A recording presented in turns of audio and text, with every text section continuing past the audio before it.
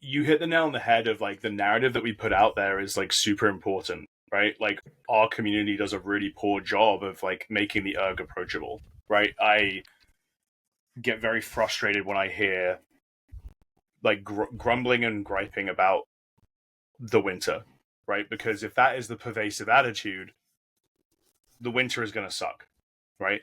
It's the same thing we say to our kids every time they do a 2K, and it's kind of become like a speak and response kind of thing, like more of as like like not necessarily a joke, but like they kind of know what's coming. Like, hey, like if you think it's going to go poorly, what's going to happen? And they go, it's going to go poorly. Like, yeah, it is going to go poorly, right? Like, so if we enter winter thinking it's going to suck, it's gonna suck.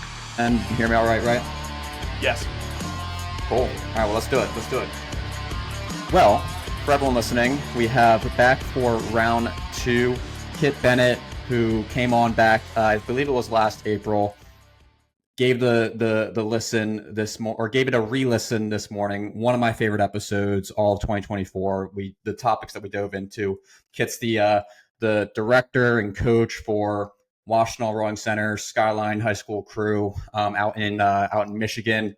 And the topics that we're going to dive into today, but the topics that we did dive into today, for anyone who's interested in learning a little bit more about Kit and his background, because we're going to jump right into some fun stuff. But we talked all about just growing a program, making rowing more exciting, coaching, retention, and driving, a great culture and community that thrives and flourishes as a rowing program. And it was an absolute blast. Kit, it was one of my favorite episodes.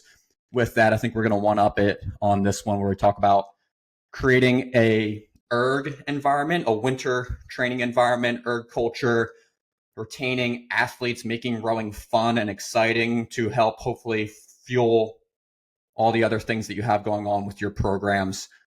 Without further ado, Kit, give us the update. What's going on out in Michigan? I'm assuming it's probably even colder than it is here. We've been hit with a couple days that have just been like in the teens, actually in the single digits. But give us an update. What's going on out in Michigan? You're super kind, Kevin. Thank you for having me back. Had a blast with you last time, and we're in the thick of winter training. Right, we got through, I'd say, the hard bit of like December, January, so early January, and winter break. Skyline kids are working hard. We have a pretty good rhythm now with winter training at this point. We're in 18th year of the program, and we do 3 ergs and 2 lifts a week, and the kids submit kind of an OYO and on your own workout on the weekend, and just to get a little bit of extra volume in of the weekend. But we race 1500s as a scholastic program, so we're not like crushing massive volume in the winter, and it's significantly less than we would do on the water in the fall or spring. But we want to kind of make it manageable and accessible for kids, and then, or if they're doing, sometimes we have hybrid kids who are doing another sport. Like we've got some girls doing hockey as well and doing a bit of winter training, or we have the odd swimmer who then we just don't see them until back in the spring. It's nice, I think multi-sport athletes, I think we talked a little bit about this last time. It's like very helpful when you have them, because it sort of gives them a bit of variety. But otherwise, we got a really good group, about 65, 70 kids who are doing winter training. And so we have most of November off. And then we do like a few weeks just to get kind of the gears going before Christmas break. And then we run like a points challenge over break, which is just a Google Doc, and they submit their workouts.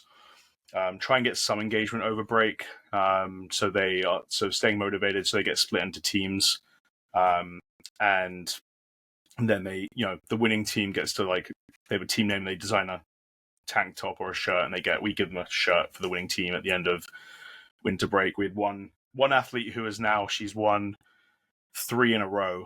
So she was on a mission to submit points this year, which was pretty cool. And I picked that up from Greg at Michigan when I was there coaching there for a few years. I really like that as a engagement tool for the winter. And, it's the kids, they're going to do what they're going to do over winter. Like some have to go away and they can, submit some points while they're away. And if they don't, they don't. But, we do remind the kids that you lose training about 2 to 3 times as quickly as you gain it. So if you sit on your butt for 2.5 weeks, you're putting yourself in a hole for when you get back. And we have a 2K sort of second week in January. We just did it last week. And the kids crushed it. They had a really good, that's our first one. So we do like an internal one at the school. We hook up the ergs and get back going with the screen. Good energy. I think it was like really. It's got better and better that first one. I think as we've kind of tweaked it over the years. And then we have a couple of erg races that we do for 2Ks for the remainder of the season. We host one in the Midwest, which will probably is the Hungry Eagle indoor sprints at Skyline. So there'll be like 350, 400 athletes there competing at that one. And then we go to St. John's for the Titan sprints there. And that's kind of our sort of progression of 2Ks. But I'll say that's probably not how we keep them engaged, to your question. Like 2Ks are never like everyone's favorite thing to do. But I think we've got to at least a pretty positive erg culture, or as positive as I think we're going to get it with ergs. Before we get to that, paint the picture of the program. What's that? Give people a reminder. Like, okay, like Skyline, right? Like, is it like just the high school program? How many kids? Do you guys do the middle school stuff, or is that mostly Washtenaw? What's that dynamic look like as you are here in the winter, and then what are you expecting in the spring? Yeah, great question. So Skyline is a public high school in Ann Arbor, and there are 2 other public high schools, Pioneer and Huron. So they all have teams as well. Skyline just runs Skyline high school students, and then we have also started supporting Green Hills, which is a small private school as well. So they will race separately on the water in the spring, but we all train together. So it's Skyline in the fall and winter. And then WRC Washtenaw runs middle school stuff during the year. And then we run like a Canadian Henley high performance camp in the summer and some like smaller development opportunities during the year, like a morning meters club, like group on Saturday mornings in the winter and some morning meters in small boats in the fall. So just some more touch points for kids who want to get a bit more done. So that's been like a really nice sort of community sort of add on for kids who just want to get a little bit extra. And so that's kind of the division there, but Skyline is a big sort of focus throughout the year for us and our staff, because that takes up the majority of our time during the school year. So winter is Skyline and Green Hills kids training indoors, getting it done in the delightful cold weather of Michigan. Yeah, and I was going to my second question. So obviously in Michigan, like I'm assuming it's comparable to Philly, but colder. Right. Like, and, being right, like what's the time? And this is the reason I ask is it's going to stem into talking about erg culture and keeping athletes engaged and motivated to hopefully get to the future outcome, which is what everyone seeks, is to be on the water, racing and having fun and doing all that stuff. Like, what does that timeline look like for you guys in a normal winter? What are you anticipating right now? Like, when are you going to start to sprinkle in water time? Like, and what's the next couple of weeks look like? Like, as you kind of measure out, this is how much time we're going to be spending indoors. Soon we're going to know what it feels like to be in a boat again, but I'm still wondering on that front, like, what does that look like? How are you managing that? Yeah. So we've now got to a pretty, it hasn't changed in years. Like we will get on the water the second week of March. So it also aligns, we're on trimesters at Skyline. Okay. That aligns with their exams in the first week of March. So they'll have that like week kind of mostly off, but we'll do we just started as of last year, like a media day with the kids. So they'll do like a photo media day to get excited for spring. We'll do a records board day. So anyone who makes our 2K records board, we'll do like a small intra team celebration with that as well. So there'll be some smaller like team items that week, but then they'll have exams. And then the second week of March is pretty much we go down to the river and get going. We don't have a boathouse, so there's always like a day and a half of setup of like we've got A-frames and a bunch of equipment we have to pull out, obviously rig and everything else. And so then we just get going. Then we're kind of off to the races, as it were, and getting training on the water. And that hasn't really changed. The weather has been pretty consistent. And then, we'll have a week of spring break training in Ann Arbor where, we'll do 2-a-days like for a week. And then you kind of hit April and it's go time with racing. So, yeah. Yeah. Gotcha. And then, I think that paints a good picture. And I think like you highlighted a couple of what I think at least the centerpiece of our early part of our conversation today, like erg culture, or no, winter training culture. I think that's a better way to say it, right? Because there's, you even highlight, right? You guys do strength training, probably some cross training.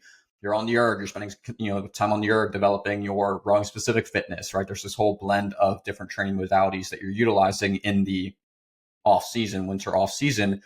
But you also highlighted team events and things like that, right? So, and I think that's something that, like one of the areas I want to take this right off the jump is like, how do we, and I'm curious your perspective, like how do we make winter training, if you're as a high school program, right, working with high school athletes, middle school athletes, mostly high school athletes, how do we make like the winter training? Because we all know the narratives of it's winter, it's hard work, it's on the erg, it's, just dreading cold weather, cold, dark erg rooms, and soon I'm going to see what rowing is again. I despise that narrative to a degree because I think the value in what you gain out of the winter is what really propels you in the spring and beyond, like what you learn in the winter, whether regardless of the intensities of that training.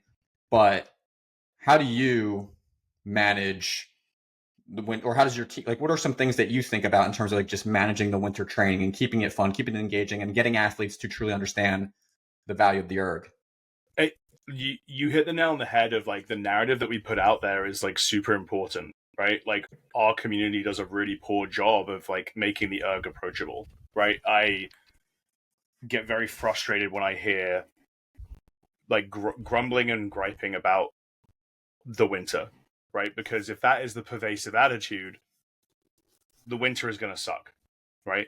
It's the same thing we say to our kids every time they do a 2K, and it's kind of become like a speak and response kind of thing, like more of as like like not necessarily a joke, but like they kind of know what's coming. Like, hey, like if you think it's going to go poorly, what's going to happen? And they go, it's going to go poorly. Like, yeah, it is going to go poorly, right? Like, so if we enter winter thinking it's going to suck, it's gonna suck, right? Like, and like I got to the US via a summer camp, right? Like that's how I got my visa here. I met my future wife here, like, and the best advice I got at summer camp was when you're interacting with kids is like whatever you put into that space, like whether it's down at the waterfront as a lifeguard, archery, and then I moved into the teaching space in a classroom, is like they're going to feed off that, right? Like that's, and again, this isn't, I don't think I'm saying anything original here, but like whatever you put into those conversations and your body language and your attitude is what the kids are going to feed off in front of you. And so if you as coaches say it's going to suck, or you're grumbling as well, or your body language is that, then yeah, the kids are really not going to enjoy it. And so we're very intentional as a staff talking about that and like making sure that like, we got to make sure that we are excited about it. And I don't mean like over the top, like fake rah, rah, rah. I genuinely, and I say this every year to the kids, and I'm sure they don't believe me, and some of them are going to see this video and they're going to eye roll when they see it, because I say it every year. Winter is my favorite season every year. And the reason being is the productivity you get out of the erg as a teaching tool is way better than any other tool, I think, that we have at our disposal, because you're in close proximity to the kids. You get to see them make these giant gains technically, right? And you get to see them go through something that is they find difficult, which I think is huge value, right? There's always value in doing something hard, but whatever it might, it doesn't have to be rowing, it can be anything. But like, there's definitely a cultural issue around the erg being difficult, which we can talk about that a little bit later about the progression of that and 2King. But I just feel from a developmental process standpoint, I get really geeked about seeing them doing things that are difficult and then seeing them succeed, because they will find success at some point through that process, right? And that's super important for them developmentally as adolescents to see that. But you also have to champion that for them, and they have to hear that messaging, right? Like teenagers, I heard this at a Chris Chase conference 12 years ago, 15 years ago, and the psychologist that was speaking there was very clear that like teenage brains work in 2-week cycles. That's about all you get. So a teenager that can think past 2 weeks is like unusual. So you you got to keep reminding of these things. Like, our job is difficult because you are repeating the same thing over and over again, and you're trying to find different ways of how to do it and make it engaging at the same time. And to your question, like, how do we find other ways to engage them? So like, to speak to like the non-rowing component. This year, our captains came to us and they were like, "Can we do a Great British Bake Off team bonding?" I thought this was the coolest thing. This may be being dorky about it. I thought this was the coolest thing on the planet. I thought this was such a unique, good idea. We were fortunate that a family on the team was able to host like 60, 70 kids somewhat simultaneously. And they were willing to like let them invade their kitchen. And the kids they seemed to have a blast, right? Like, and then the coaches tested all their food out, and like we gave them scores, and there were no Hollywood handshakes this year, but like it was just like really, really fun. And like, I think, we went curling the year before, and like trying to find different experiences that are actual team bonding experiences where it forces the kids to interact with each other. Because teenagers, like anyone, if they don't have to interact with each other, they're going to be on their phones. So, and that's where they'll get frustrated with me, because then dad hat comes on and it's like, all right, like, guys, let's, we got to engage with each other. And so if you can find things like that to do as well, like, again, it has to be authentic. You can't force it. So that's why it was really good that the captains came to us and said, we got a team bonding coming up. Can we do this? And we're like thrilled. This was like a great idea because we'd never done anything like that before. Actually, on Tuesday this week, we have a cardiac surgeon from the University of Michigan coming to speak to the team. There are very, very few female cardiac surgeons in the US. Like, percentage wise, it's like very, very low. And she happened to be a rower at McGill in Canada as well. So we try and set up opportunities like that for speakers to come in as well and speak to the team. And because my wife works in the cardiac surgery unit as an MP, so like we're trying to leverage community connections to have speakers come in. We had a speaker come in last year from an organization that talks about teen suicide prevention, and so that will vary. We had the MLB Tigers nutritionist come in the year before. So I think trying to look at your network and connections and have some meaningful speakers come in as well. And I'll be honest, like sometimes, like the last few have been pretty good, but like sometimes it's hit or miss, right? And that's just trial and error, right? Like you want to and then you got to ask the kids for feedback and be ready for, that was great, or no, that sucked, Kit. Like maybe not next time. So, and just engaging the kids and asking what they to some degree, like how they like what they are getting out of it as well, especially on like the team bonding and speaker stuff, because if you don't get buy-in from that specific stuff, then it's a waste of time anyway. So I think that stuff has really helped. Like over time it helps making it interesting. So and what I love that. And I think like those little like events that you have sprinkled in, right? Like, the inter squad events and things like that, like having speakers come in, like it sets almost like benchmarks within the calendar that like, athletes can wrap their mind around, where it's like, okay, like, we have this fun event that, we're organizing as a team. Okay, well, maybe these 3 workouts that I have to kind of get to that point over the next couple of days is going to be a little bit more digestible, because I know that I have something fun planned for, Saturday with my teammates, right? Like those little things I think help kind of just drive that culture and make the winter go by a little bit quicker, right? Which I think is normal for anyone, right? When you have a vacation sprinkled into like, you kind of have something measurable or, to kind of work around that is exciting to you and gives you a little bit more fuel to handle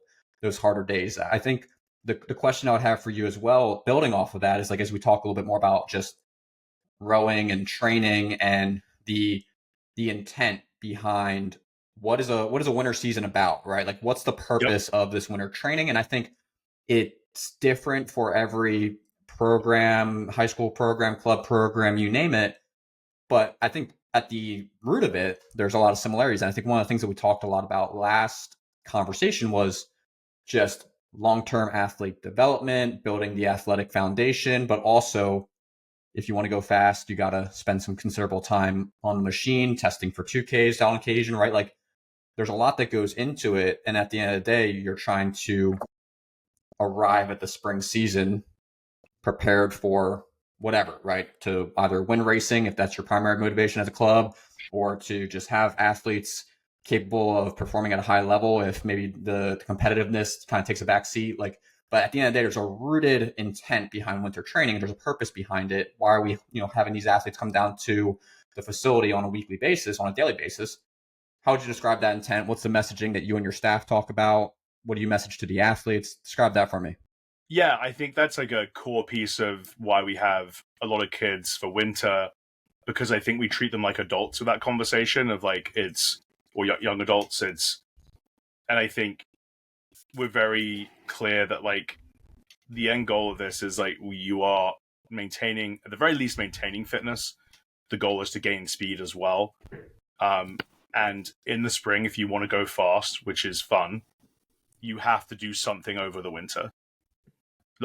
Like sitting around for 4 months and doing nothing is going to be the end outcome is you will go slow. And I think we are very clear in our program about, we very rarely talk about, if ever, talk about winning, which I think a lot of people arguably probably don't even believe us when I say this, but I will die on that hill. It's a process-driven program, and then the outcomes we get are the outcomes we get. Because going fast is fun, and sometimes you win and sometimes you lose, but because I can't control, and nor can the kids who shows up to the start line. And we've had boats where we thought they might, do really well, let's say SREA, and then a boat out of nowhere comes out and beats them. Well, okay.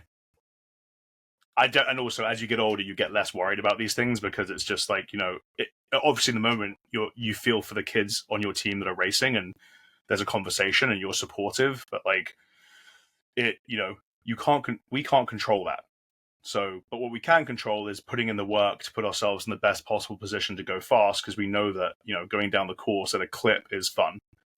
And going down the course slowly, generally, no one enjoys that experience. And I always share the kids, it comes from an athlete. The one thing I can say is, not in like back in my day, but like back in my day, I wasn't very good. And it wasn't, I enjoyed it because I enjoyed training, and I trained at a pretty high level, but I still wasn't a particularly good athlete. I just happened to really enjoy the training process.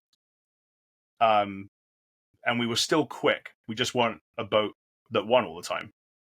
And so I would hope that our athletes see that as authentic, and that's for them to decide. But I personally got a lot of value out of this sport by being in a boat that didn't win a whole lot, but like we really enjoyed training. We enjoyed moving quickly. It just didn't always translate to wins all the time. But we definitely felt that we had a lot of success. And so I think that I don't know if that's a more European centric view or maybe just different. I don't know where that comes from, but that just like I had a really positive experience in high school just by training. And so, and we're doing, our program is doing way less. My high school coach was the GB physiology coach at the time for the U19 national team in the UK. So he was pushing the envelope, I think, on what was probably okay volume for teenagers at the time, which we weren't aware of at the time. But it was, it worked out. It was good. So I think we have really struck that balance of like, are you enjoying it? Are you pushing yourself? And do you see value in that process? And I think that's the messaging we're trying to get across. And we have very good attendance at winter. I think that's a huge piece too, right? Like being able to kind of get, like, if you have good attendance, that means you're doing something right? There's something engaging about the product that you're delivering to the athletes, right? The training that you're providing to the athletes. And I think one of the things I'm curious to hear from you, you talked in our last episode about, we're teachers then coaches. And one of the things I'm curious from you, as we kind of talk a little bit about, like, I want to talk about like okay, like you said, like, guys do some 2K testing and this and that. But I have a two-part question for you first. It's okay, well, where does like, teaching in terms of like helping athletes truly appreciate the erg and the work that they do on the erg because they're spending, more than half of their time probably on the machine. Where does that piece come in?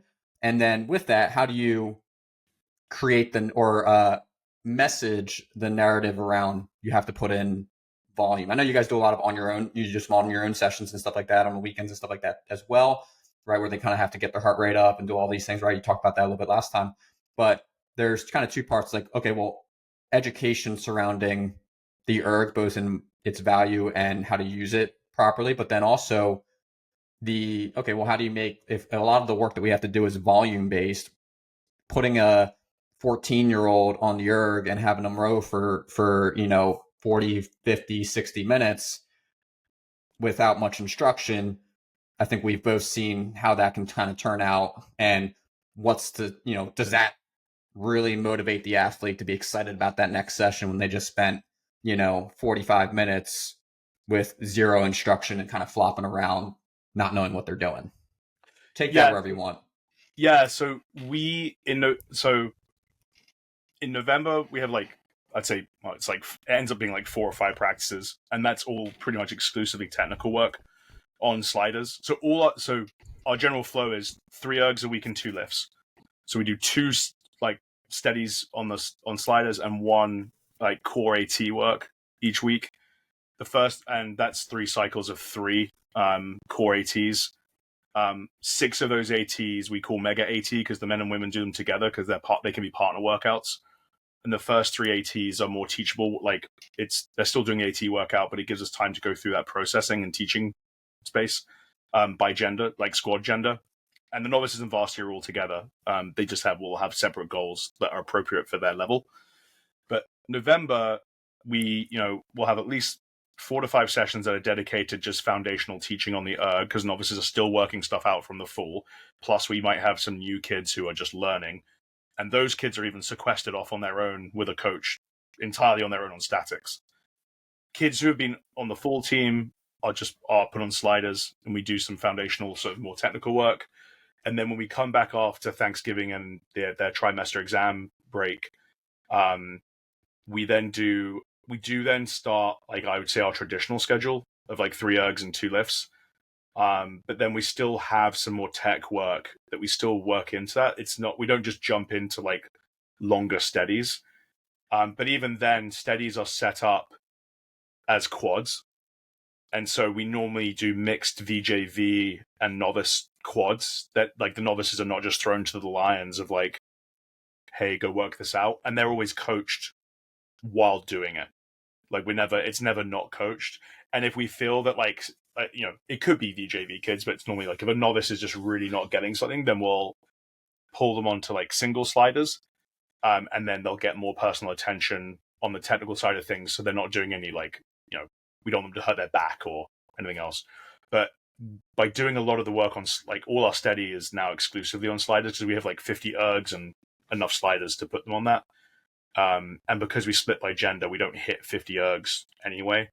So we always have enough equipment to separate that out. And that was very intentional early on in the program history of like, I wanted to make sure that we could split the group in half by gender and be able to do these pockets if we needed to make sure that people could basically avoid the problem that you were talking about. Because, safety first, like with health, and then physical and mental health, obviously, but like on the erg, you can get into trouble, right, with backs and stuff if we don't take that seriously with novices. And then it gives us that sort of space to do proper teaching as well. And then you then just have a lot of space for the novices to learn through the varsity on sliders. So I would say, I think that answers the question. Yeah. And I have a follow up to that because you link up the sliders into quads, right? So you guys, you link them up. Like I think like, and even just for coaches out there, like that there's so much value in that. Like I don't have sliders and stuff like that, right? In my space as well, but every workout, right? Or 19 workouts out of 20, I'm linking athletes up with a partner or in a quad. Yep. Right. And yeah, there's the test pieces where you might let them go a little bit loose, right? You're training for a specific intent or an outcome, this or that, where you can kind of let them go at their own pacing. But, 90+% of the workouts, I'm linking them up with training partners of some sort, mostly pairs, because that's usually the easiest to manage, so you don't have to get super crazy. But on sliders, you can extend that even more to quads and be able to have them rowing as a team of four. Like, I think that, like, just for attention, or maybe not attention, because I'm sure their mind wanders just as much as it would if they're rolling solo, but in terms of intent, where it's like, hey, I have to stay in line with my partners.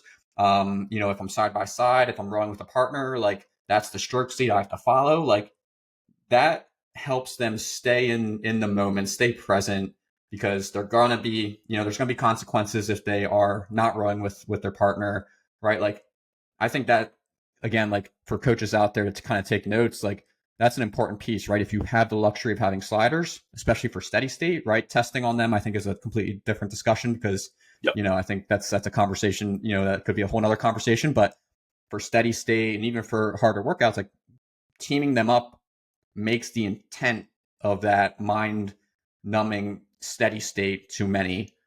It goes quicker. It's more intentional. That team dynamic is super important. We do, our core ATs are done on statics because of the discrepancy in splits, because it's like anywhere from 1 to 3 splits quicker. Which, again, by the way, we could do it on sliders, and maybe I think at some point we might experiment with that, because ultimately, if you know what the discrepancy is, it's not like a giant deal. But I think the way we do some of the ATs, it's just logistically easier not to do it on sliders, because we erg in hallways. But I think the other thing we do as well is we teach them how to do starts on sliders as well in the winter. So the start process for the spring starts in the winter. It's one of my favorite practices, because we spent, it probably is way too, I'll be honest, it's probably a little bit too long talking. We tell the kids ahead of time this is a big mental practice, because we literally go through the whole race day prep. At the race course, this is how you are getting, have you checked your boat? How are you getting onto the dock? Going through that whole professionalization step of getting up to the start. This is what it's going to look like getting into the stake boat. Here's the starting, this is what could go wrong. You got to get locked in. This is when you hear attention, what your body position should be like in the boat. So we're equating everything to the water, right? And then we'll go practice them on sliders, because we have the same start sequence for every boat class. To keep it simple, we wrote every boat class at Skyline, so literally every boat class. And part of the reason being is that we want the start to just be a non-discussion point internally of A, between coaches, and B, between the athletes. They can get into a boat and it's just not, they're not going to lose the race on the start, right? It just becomes kind of second nature. And so we've used sliders for that as well. And it's been really fun just going through that process. You get the novices kind of familiar with it as well. So that's been super fun. And sliders are way less forgiving teaching starts than the water is. And so that's a really good, it's another area that you can start looking at with your kids and making practice interesting. The kids find it fun because there's a lot of banging up and down, and then they finally get it, and then they get excited about it. And it's just, it's a different thing. You do we do 3/4 half, 3/4 full as our start sequence. And you once you've gone through the whole discussion point on the chalk talk beforehand, you'll do one press off the 3/4, and then you'll just add in stroke at a time until you get to sequence 5. And then, but that's not even including the high 20 and the no backs 20 and stride after that and stuff. So we don't normally get far enough into it to do the complete start. That's just doing the sequence 5. And again, the erg and winter is just a great teaching tool to just have this access point and touch points. Now, are they do they understand how to do starts perfectly? No, certainly not. But we operate on a river the way we have to spin a lot. So we get to a point where even when we're doing steady state, we ask the kids to spin and do just the sequence 5, because we're spinning so often. It's a perfectly good time just to throw in a sequence 5 to, again, let's make sure the start is a non-issue within our training cycle and our racing plan. So that's not the reason why we have a bad race. Because you can definitely lose races off the start. Like that's definitely a place where you can drop a length and it's catastrophe. And so it just needs to be second nature and just roll with it. So that we use that as a really good starting point as well.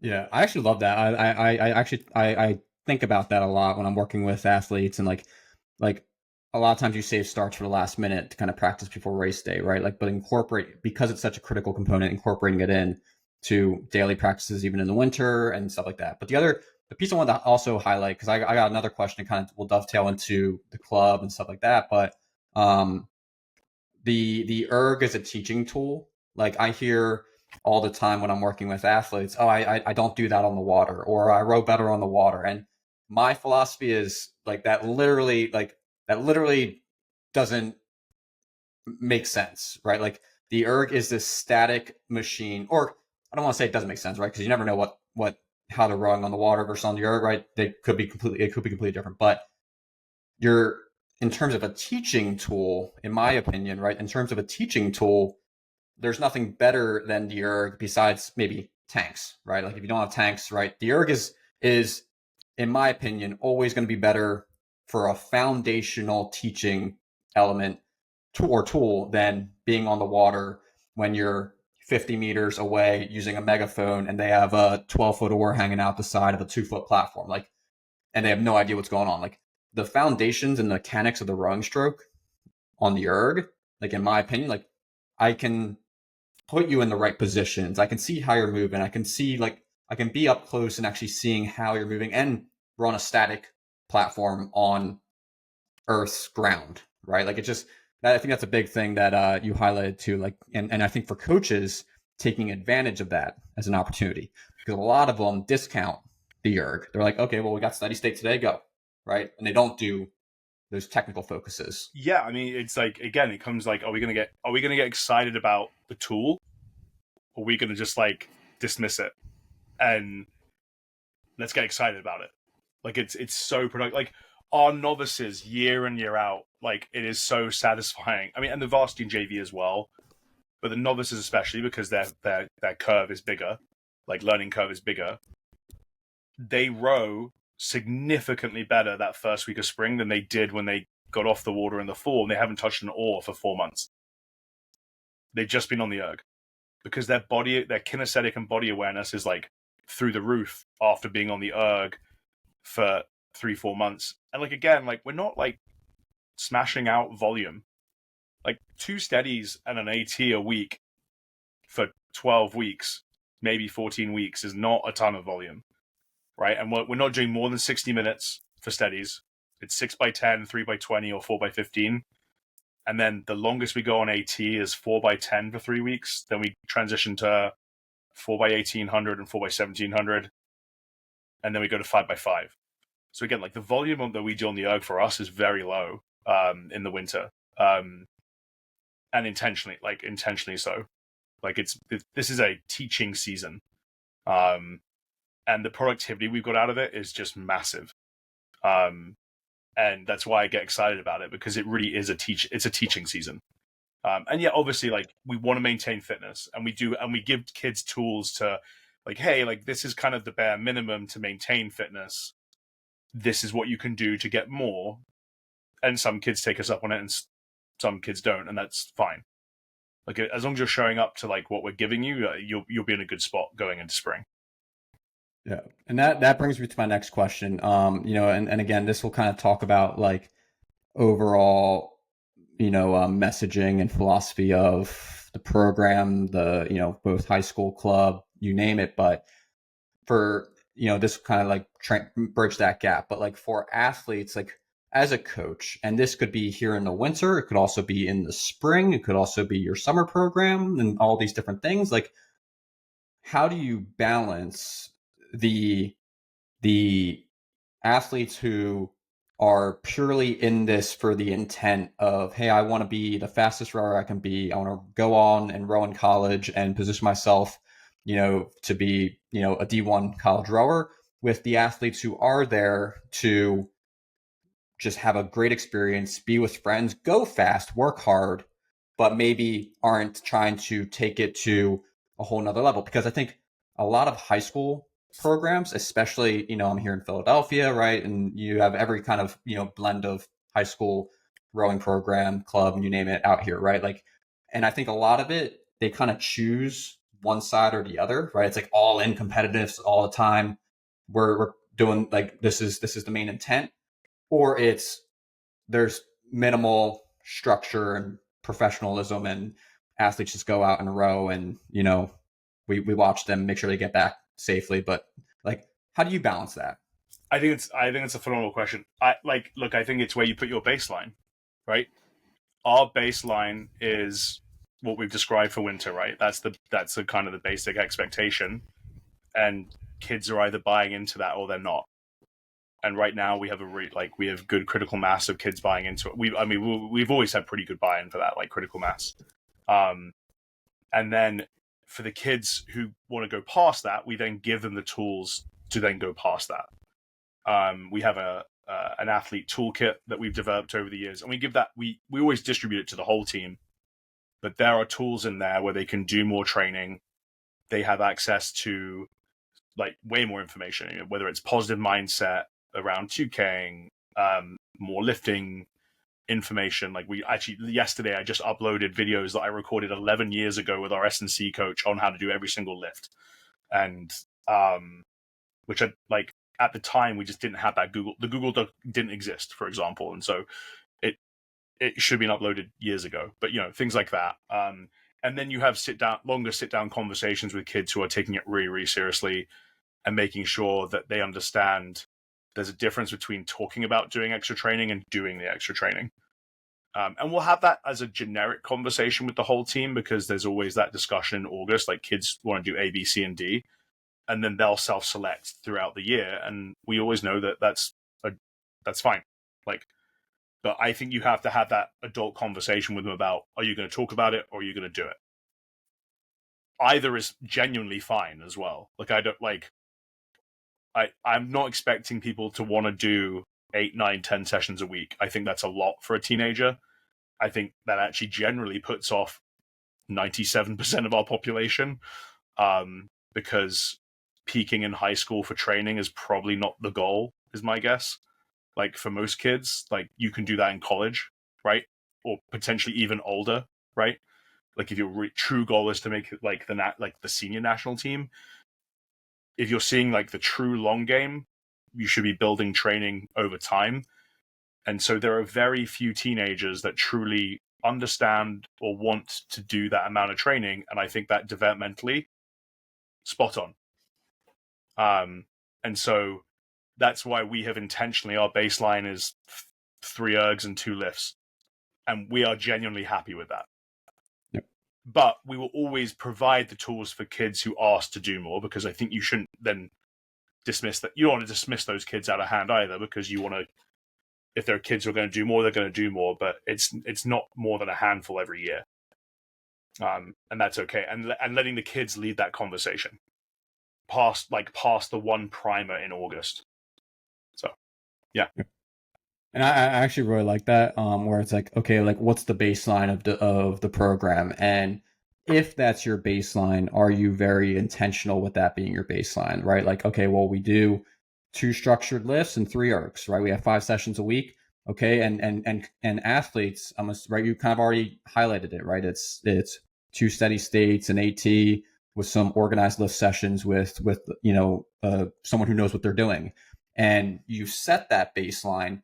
And now, because athletes know what to expect, which I think is a big thing, because a lot of athletes play the guessing game of, hey, I don't know what I'm doing today, or, am I on the ergs, am I running, am I this and that? Like, you've set that best baseline, which is a great baseline, probably, again, like volume or not, like it's still a really solid baseline. And now athletes can expect it, and then they can program around it in a way that's actually systematic, which I think is a lot of times they just guess. Does that make sense? Absolutely. And we have the sort of benefit of seeing it. There was a time in our program where we actually did more. Like, I think we required, I want to say 7 sessions a week, maybe 2 more sessions extra a week. And we just decided that the team was, I mean, I guess it's anecdotal, but the team just felt unhappy. And like, look, I mean, I'm sure there are some youth programs who are listening to this who are like, that 5 sessions a week is not enough. And but we're not racing over 2K, so like, that's fine. And that's why I say it's intentional. If we're racing over 2K, I think the conversation changes. Like, we are not doing enough volume to race consistently over 2K. Like, we know, like, as a staff, we know that. And so, like, we have very intentional conversations around the physiology about it. But when you race over 1500, the conversation is different, I think. And I think as long as you are having as long as there's intentionality around it, I think you're good. But like you said, you have to plan, and I would say be consistent with your expectations. Like, we publish the winter schedule in October every year, and that's the schedule. And so if you're in for winter, you're in for winter. And then we do have, like, obviously, if you have a hybrid kid, like we have some hockey kids, because, like, for example, women's hockey in our district has a co-op. So they only have to be at, like, I think 3 hockey practices a week. So they'll come to 2 of our ergs a week and play hockey 3 times a week. That's fine. You know what I mean? So, like, they're getting 5 sessions in a week. To me, that's a solid winter. Or, like I think I said earlier, we have some swimmers. We won't see them because the swimmers are doing way more than we're doing, but they're only doing it for that one season. So, like, that's fine. Great. You're gonna come. I know you're gonna come back fit. It's more avoiding the issue of, like, sitting on your butt, because that, you know, that's hard. You're gonna not feel great when you get back on the water in the spring at that point. Yeah. And I love that. And that could be a whole nother conversation because, you know, like you said, like, or, you know, I would take your program in terms of 5 sessions a week with the intent of training over 1500 or for training for 1500 meters. Like, the work that you're doing is, again, it's that baseline, like, and I know this, and I hope they're listening because it doesn't matter. But, like, at a high school level, especially here in Philadelphia, the majority of the teams are training for 2K, but their training is centered around, hey, we're just trying to, there is no intentionality to it, right? It is all over the place because they're trying to cater to, you know, we don't want to be on the ergs that often because our athletes tell us all the time that they can't stand the erg, and we echo those same messages. We want to sprinkle in, you know, just body weight circuits and burpees because we don't want to have any programming and actually, you know, structure to our strength training session. So we just do body weight circuits after practice. It's like, there's no real structure to it. Again, it's just that they're using the winter as this opportunity. And even this is even some of the competitive club programs, right? It drives me crazy, but, like, structuring training, again, like, having intentionality to it, having a purpose to it, and raising that baseline or having a baseline, I think is way better than the coach who isn't proactively thinking about how to structure their winter. And now all of a sudden every session is reactionary. And it's like, okay, well, we have, you know, 25 athletes. I was expecting 20. Okay, well, I'm going to have you guys doing, you know, core for 20 minutes and you guys doing, you know, weight training and you guys on the erg for 20 minutes. And now they're doing everything when in reality that leads to nothing, right? So that's kind of like a thing that, like, you know, it's like having that system, I think, is huge. You know, like, for you guys, where it's like you have intentionality. Does that make sense? Yeah, definitely. And, like, I think, again, it comes to how are you selling it. Yeah. Like, if we go into it that it's gonna suck, it's probably gonna suck. Like, it always comes back to that for me. And again, I genuinely enjoy it. Like, it's just fun. And look, like everything, like, I'm also not gonna sit here and say that this is like a utopia winter training experience either. Like, that would be disingenuous as well. We have, like, every program, we have our good days and bad days, and we are navigating teenagers who are very complicated, and we are just trying to do right by them, and we're going to get that right sometimes, we're going to get it wrong sometimes, but there is a lot of positive intent to get them in the best position for spring and get them in a good solid place to, like, you know, for their 2Ks, you know, like, go through that 2K experience, because that is a good test of doing something difficult, I think. And you see a lot of growth from them during those experiences. And then how we build into that through AT is how we have built a positive erg culture, because ultimately we just de-emphasize the 2K, right? Like they basically get 3 attempts to do 1 2K, because we do rankings at the end of the, like they get an intermediate ranking, and then by the end of the winter they get a final squad ranking. But when it comes to really like getting onto the water and getting invitations to seat racing, we sort of look at their whole athlete portfolio starting in August. So it's like looking at multiple touch points. We're giving them lots of attempts at different, like we do 12Ks and singles in the water, which isn't a true assessment, but it's like, that's more them against themselves, like internally, how like we're teaching them how to do steady state and them like competing against internally in the single and like boat moving mechanics. But then as you move into winter, like the core AT work is a really good 2K predictor. So if you are truly an athlete that struggles on a 2K, which we all have, right? Like sometimes we have seniors who work it out on their last 2K, and that's like the best thing on the planet. And sometimes we have seniors who don't, and that's also fine. Like a 2K is legitimately a difficult thing to do. We always have the AT data that gives you a good idea of where they're at. So it's not like it's not meant to be punitive, which I think that can be a difficult discussion sometimes internally as coaches, is that we have to move away from that 2Ks are punitive. They're just another measurement, and we have to get kids in a space where that they understand that this is a snapshot of their performance that day. And like we've been using that language for like as long, like what, it's 18 years. Like I think we started using that language 15 years ago. And a light bulb went off for a lot of kids when we started using that language. Like it's so important that they hear that, because teenagers are, like I said, they're complicated. They have a lot going on, and I'd say probably more so than adults do, because they have a lot of they're growing, and developmentally they have just a million things that they have to navigate that we don't have to navigate with. And so it also correlates directly into race day. Like you can't control some things. You might be you might be sick, right, on test day, but not sick enough to like not do it, but just like just not feeling great. You might have had a fight with your friend. You might, on the positive side, you might be having a great day. Like you and your friend might be going on a trip on the weekend, or you could broken up with your boyfriend or girlfriend.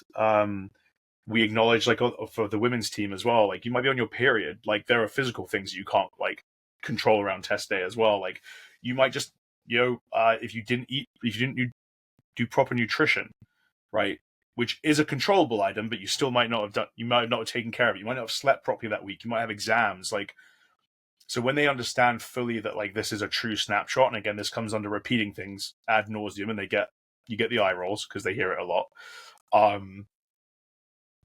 I think when we started using that language, it helped de-escalate and de-stress 2Ks. Now, again, I'm not going to sit here and say 2Ks are a wonderful experience on our team. They're not.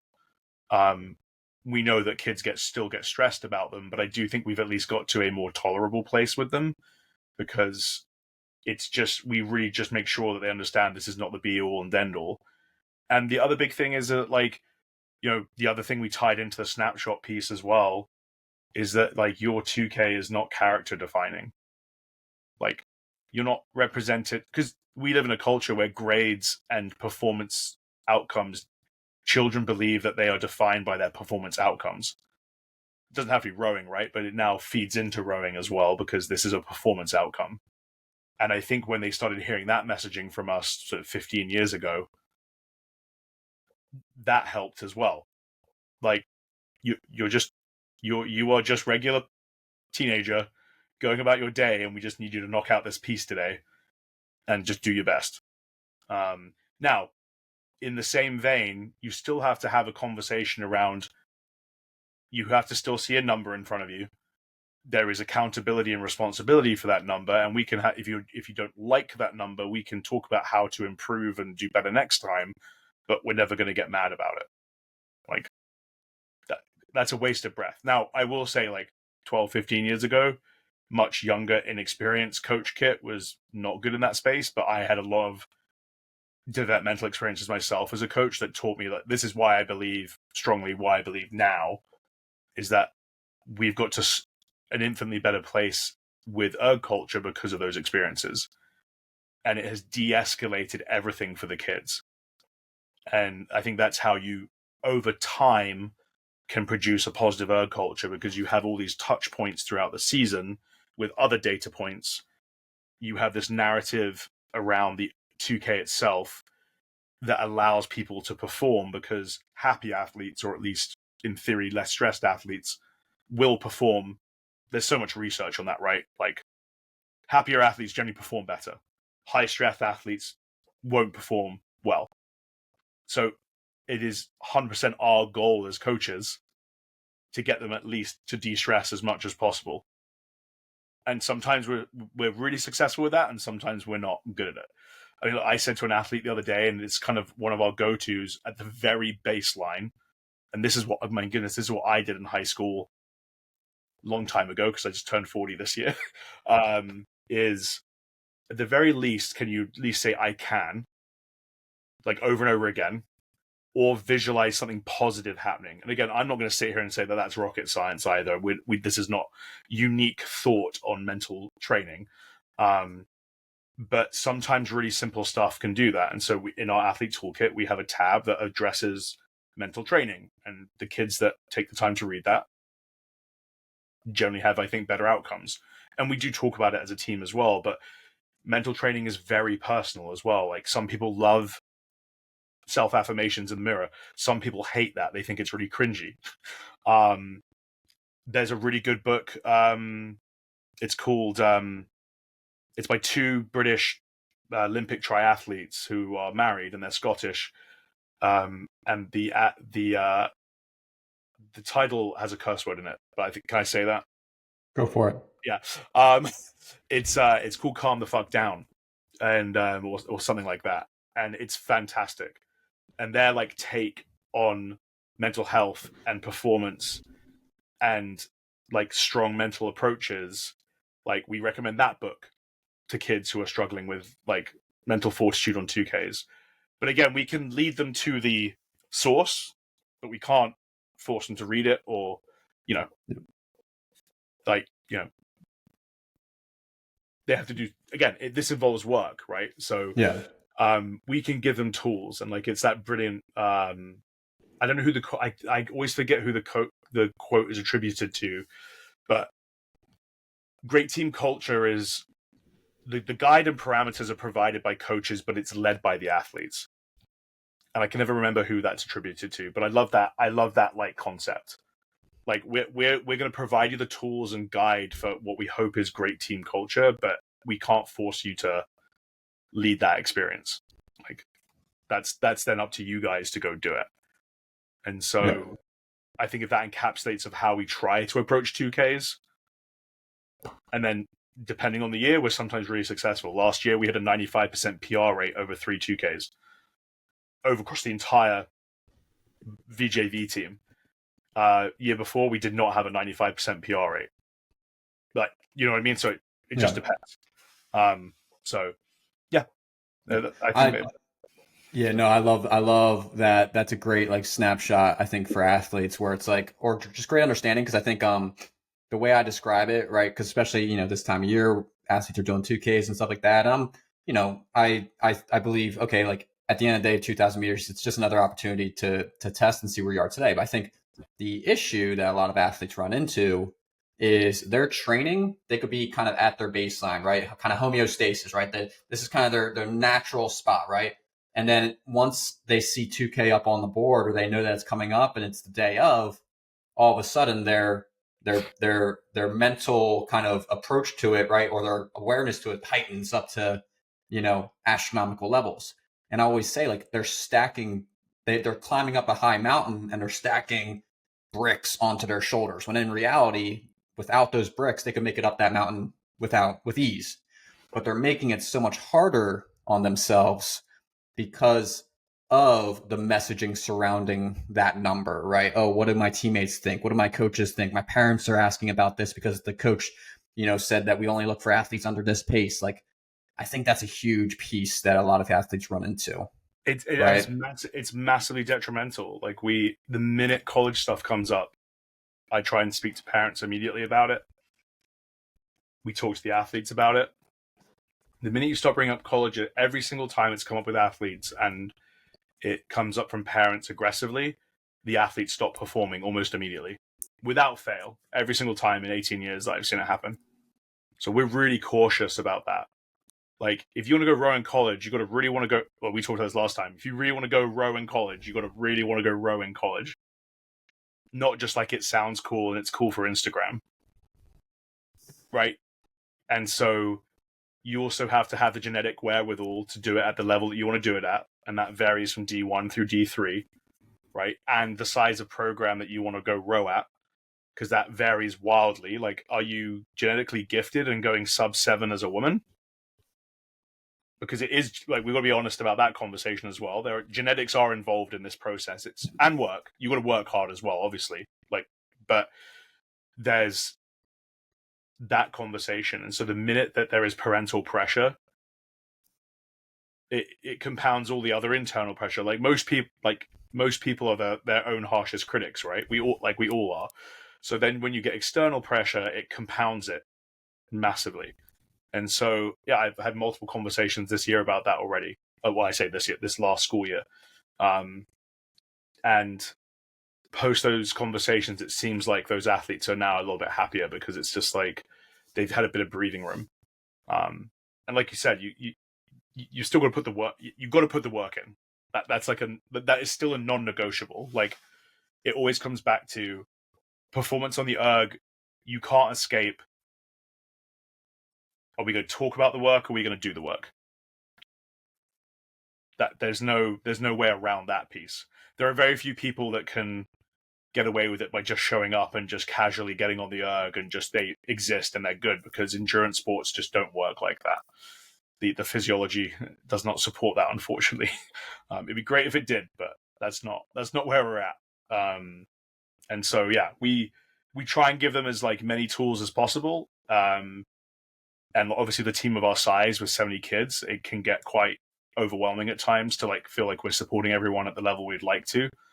But it's, like I said, I think we get it right sometimes, and I think other times we fall short, and it's just, that will ebb and flow year on year.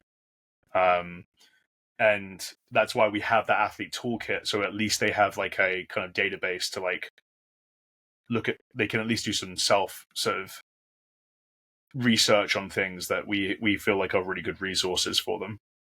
And it also gives that context of volume and training. Like, we give them a breakdown of roughly what volume we do and roughly how that equates to like performance at different, like, Midwest Scholastics, SREA, Junior Worlds, college, that kind of thing. Like, and there's obviously a stark difference in those volume prescriptions. Like, what Skyline is doing is distinctly different from what you need to do to produce at youth nationals.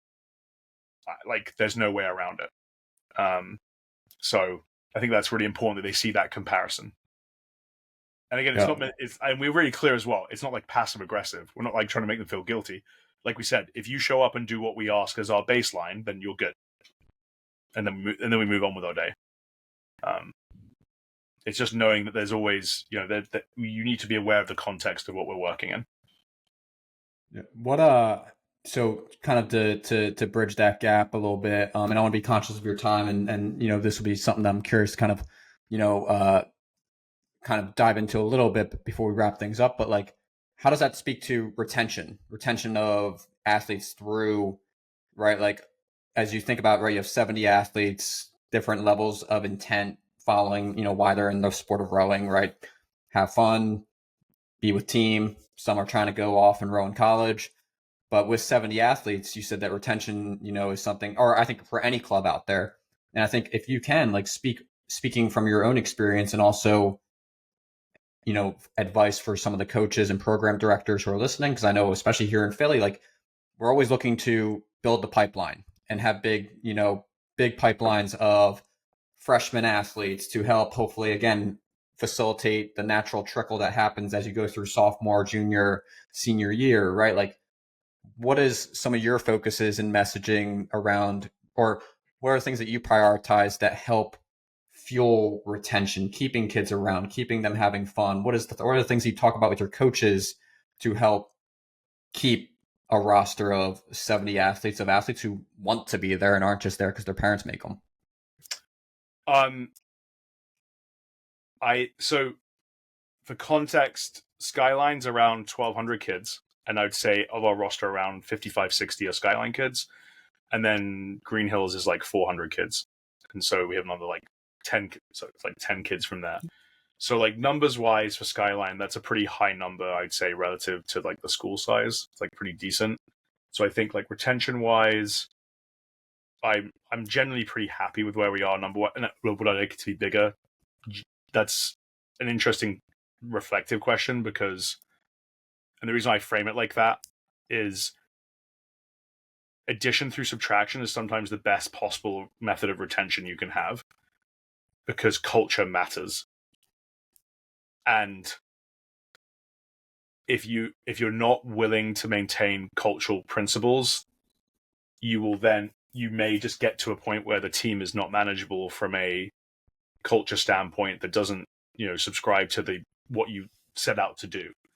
So like, we talked about baselines of like what we want to do, and it doesn't have to be winter. It could be fall, spring, whatever it is, whatever the lines in the sand that you feel are appropriate for your baseline. Like, we're 18 years in, so we have a very clear idea of where our baselines are. At this point, for our program, it would take a lot for us to deviate from those baselines. Not that we haven't tweaked it a lot over 18 years. And even this year, we've been tweaking stuff, right? And I've mellowed on some things and then got harder line on other things, right? It does ebb and flow. But you do get to some critical inflection points with parents where you're like, I'm not going to budge on this. And if this means your kid is not going to stay for whatever reason, I'm sorry, we can't support you on that piece. But this is an important cultural staple for the program. And here's why. I think you have to be able to back up your reasoning. It can't just be because I said so.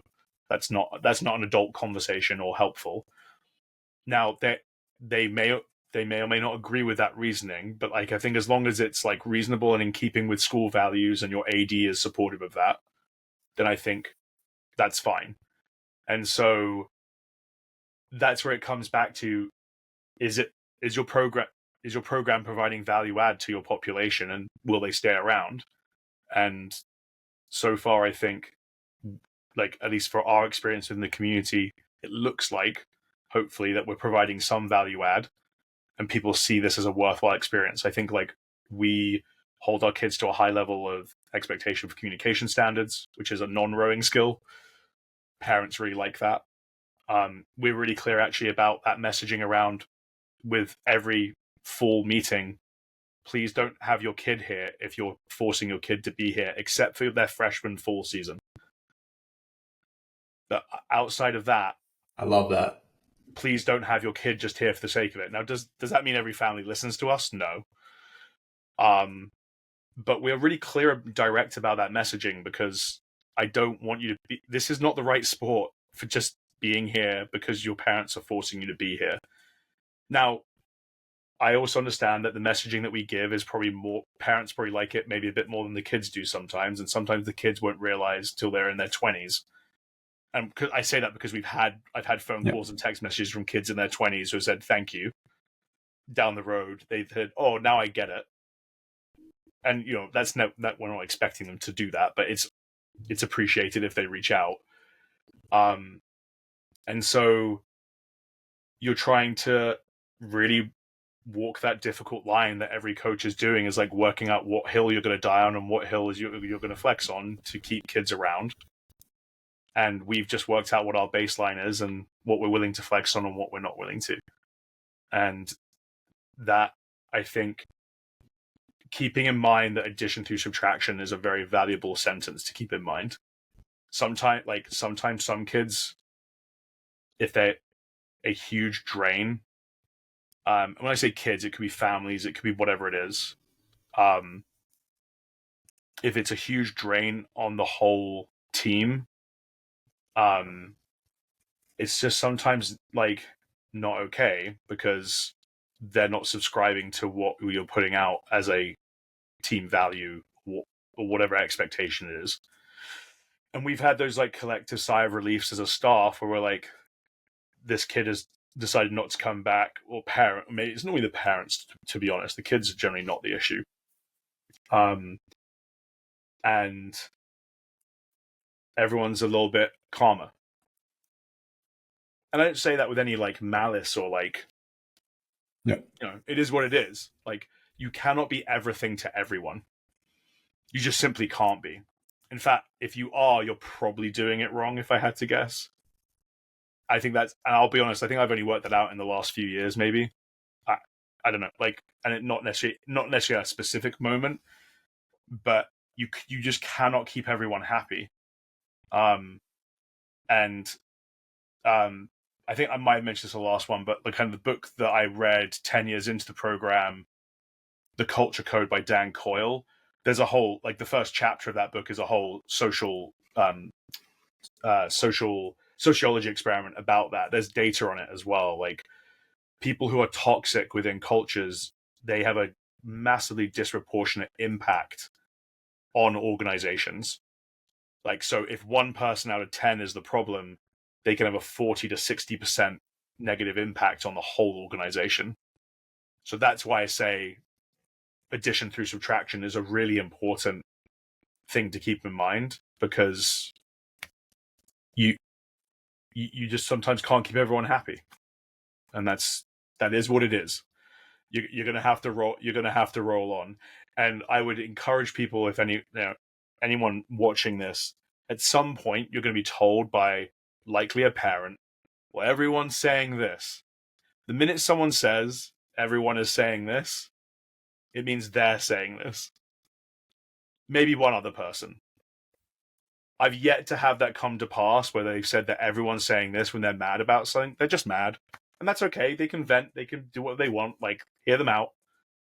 But